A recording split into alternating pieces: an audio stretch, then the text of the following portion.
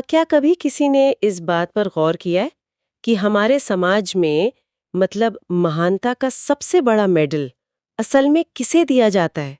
अक्सर ये मेडल उसी इंसान के गले में पहनाया जाता है जो जो अपनी खुशियों को सबसे पीछे रखने की कला में एकदम माहिर हो चुका हो। बिल्कुल। और आज की इस गहन चर्चा में हम एक ऐसे ही विषय की परतें खुलने जा रहे हैं।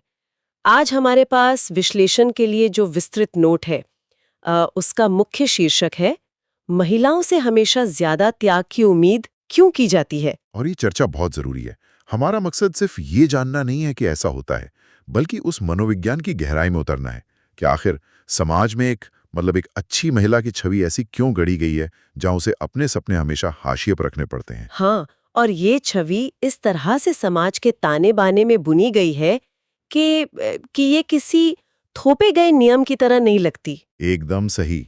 ये एक प्राकृतिक स्वभाव की तरह पेश किया जाता है।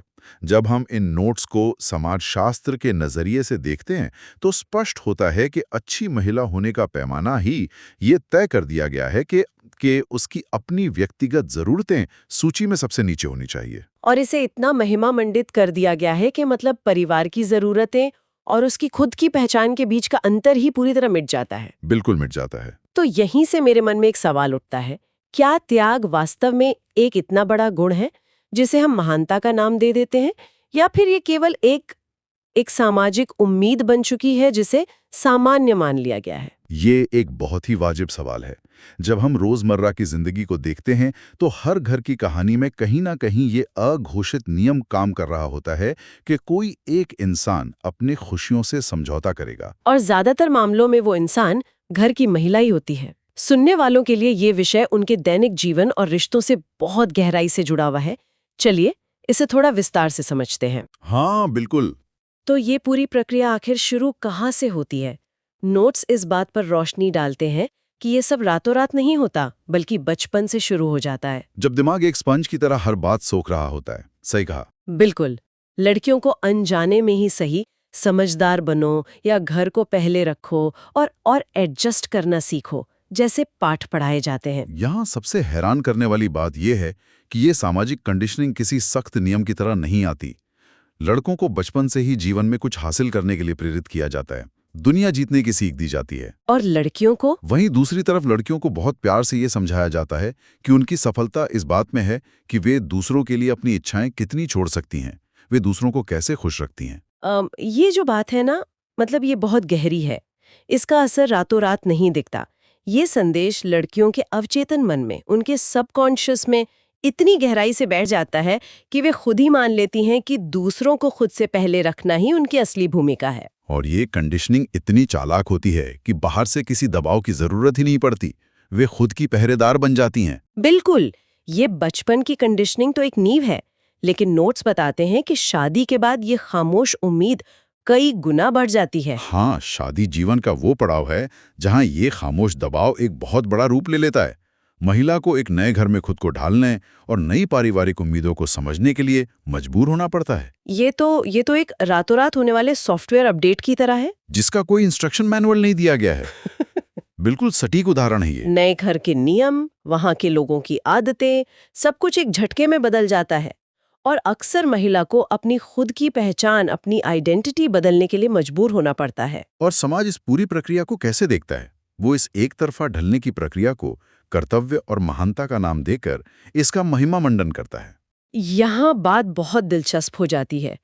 ये जो महिमा मंडन है, असल में यही एक बहुत बड़ा खामोश दबाव बन जाता है। खामोश दबाव सही शब्द चुना आपने।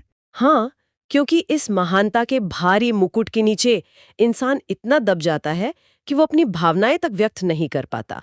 समाज ने नियम बना दिया है कि महान लोग शिकायत नहीं करते। और स्रोत के अनुसार कई समाजों में ये मौन सहनशीलता की संस्कृति बन चुकी है। ये उम्मीद की जाती है कि महिलाएं तकलीफें सहें लेकिन कभी शिकायत न करें। अगर कोई महिला हिम्मत करके अपनी परेशानी व्यक्त करती भी है तो उसे क्या सुनने को मिलता है? अगर हम इसे बड़े परिप्रेक्ष्य में देखें तो समाज की प्रतिक्रिया बहुत अजीब होती है। उसे सुनने को मिलता है कि सबको एडजस्ट करना पड़ता है या यही जीवन है और इतनी सेंसिटिव मत बनो। ये तो सीधे सीधे उसकी भावनाओं को खारिज करना हुआ। अंदर ही अंदर दबाते रहने को मजबूती कहा जाता है। और मदद मांगने को कमजोरी। ये लगातार चुप रहने की आदत अंततः गहरे मानसिक और भावनात्मक थकावट का कारण बन जाती है। ये इमोशनल एग्जॉशन बहुत भयानक होता है। जब इंसान अपनी पहचान को लगातार दबाता है तो उसकी मानसिक ऊर्जा खत्म होने लगती है। अंदर से इंसान पूरी तरह खाली हो चुका होता है। हाँ, और जो व्यक्ति खुद अंदर से खाली है वो दूसरों को सच्ची खुशी कैसे दे सकता है? ये एक बहुत ही डराने वाला सच है। लेकिन चलिए चर्चा को एक सकारात्मक मोड़ देते हैं। हमारे स्रोत भी बताते हैं कि समय के साथ बदलाव आ रहे हैं। बिल्कुल आ रहे हैं। आधुनिक पीढ़ी अब इन पुरानी भूमिकाओं पर सवाल उठा रही है। धीरे धीरे एक बहुत स्पष्ट बदलाव देखने को मिल रहा है। बहुत सी महिलाएं अब अपनी पहचान, अपने सपनों और व्यक्तिगत स्वतंत्रता को उतना ही महत्व देने लगी हैं जितना वे परिवार को देती हैं। वे समझ रही हैं कि खुद की देखभाल करना स्वार्थ नहीं है। और यहाँ इस चर्चा का सबसे बड़ा अहम मोमेंट आता है। नोट्स में एक बहुत कमाल की बात कही गई है। अगर त्याग अपनी पसंद से किया जाए तो वो प्रेम है, लेकिन अगर वो एक अनिवार्य उम्मीद बन जाए तो वो महज एक दबाव है। ये बहुत ही गहरी बात है। पसंद और दबाव के बीच के इस बारीक अंतर को समझना बहुत जरूरी है। हाँ, जब हम अपनी मर्जी से समझौता करते हैं तो खुशी मिलती है, लेकिन जब समाज तय कर दे कि ये तो करना ही पड़ेगा, तो वो त्याग एकदम घोटू दबाव बन जाता है। और नई पीढ़ी इसी अंतर को पहचान रही है। वे इस विचार को खारिज कर रही हैं कि किसी एक का जन्म सिर्फ दूसरों के लिए त्याग करने के लिए हुआ है। तो इस सब का असल में क्या मतलब है?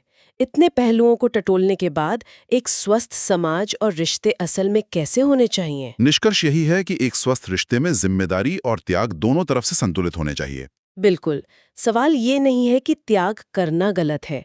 स्रोत के अंतिम भाग को समेटते हुए यह स्पष्ट होता है कि सवाल ये है कि क्या ये त्याग बराबरी से हो रहा है? अपनों के लिए कुछ छोड़ना मानवीय भावना है, लेकिन एक संतुलित रिश्ते में दोनों पक्ष एक दूसरे के लिए समझौता करते हैं।